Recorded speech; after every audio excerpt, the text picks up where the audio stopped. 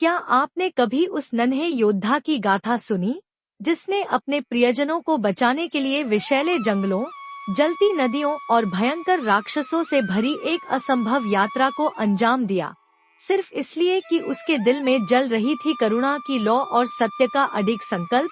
तो आइए, आज हम ऐसी ही एक रोमांचक और प्रेरणादायक कहानी की सैर पर चलते हैं। प्राचीन काल में हिमालय की तलहटी में एक छोटा सा गांव बसा था, जिसका नाम था चंद्रनगर। यह गांव अपनी प्राकृतिक सुंदरता, शांति और निवासियों के बीच गहरे प्रेम और एकता के लिए प्रसिद्ध था। गांव के मध्य में एक प्राचीन मंदिर था, जो देवी सूर्यमती को समर्पित था। माना जाता था कि देवी सूर्यमती की कृपा से चंद्रनगर हमेशा सुखी और समृद्ध रहा। मंदिर के चारों ओर फूलों की क्यारियां, रंग बिरंगे पेड़ और एक छोटा सा तालाब था, जहां बच्चे खेलते और बुजुर्ग अपनी शामें बिताते। गांव के लोग एक दूसरे के सुख दुख में साथ देते थे और यहाँ का माहौल इतना पवित्र था कि ऐसा लगता था मानो स्वर्ग का एक टुकड़ा धरती पर उतर आया हो। लेकिन एक दिन चंद्रनगर के ऊपर काले बादल छा गए। एक रहस्यमय और भयानक बीमारी ने गांव को अपनी चपेट में ले लिया।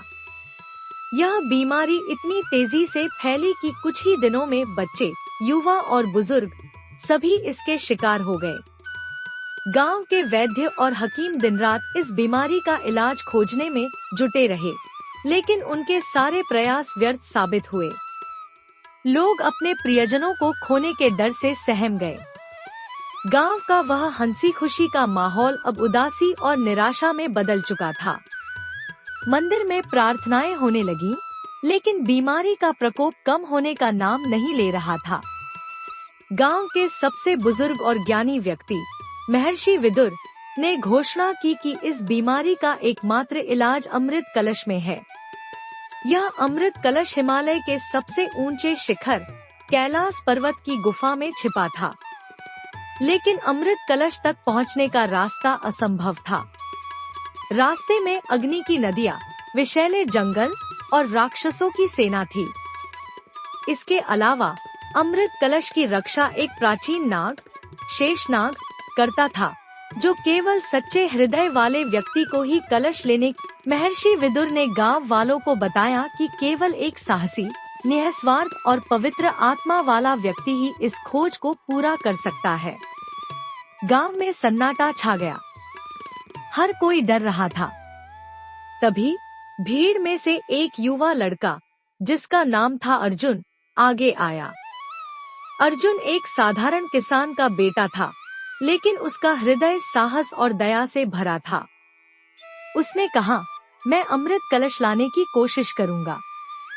अगर मेरे गांव को बचाने का यह एकमात्र तरीका है, तो मैं पीछे नहीं हटूंगा। गांव वालों ने अर्जुन को रोकने की कोशिश की। उन्होंने कहा कि वह अभी बहुत युवा है और इस खतरनाक यात्रा के लिए तैयार नहीं है।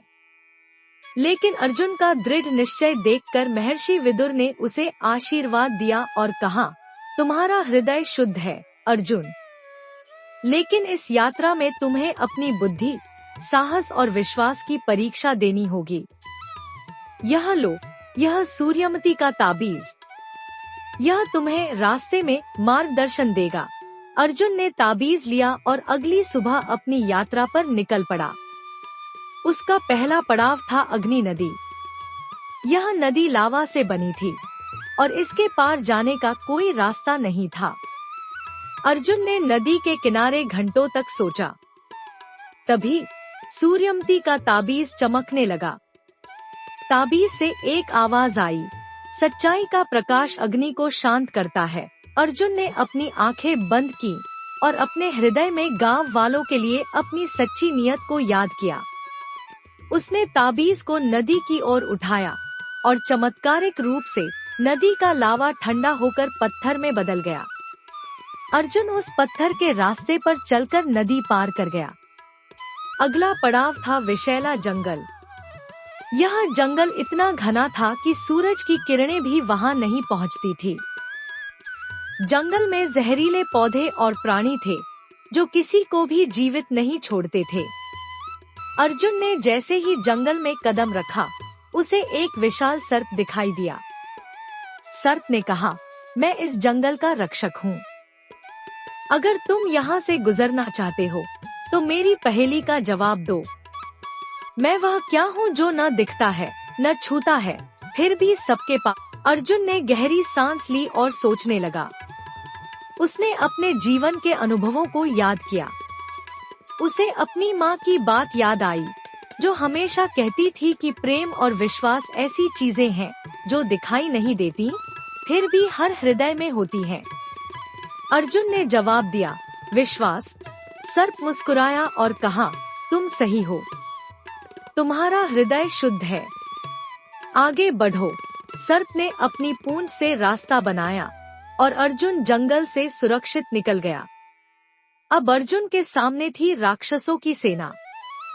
ये राक्षस भयानक थे और उनकी ताकत असीम थी।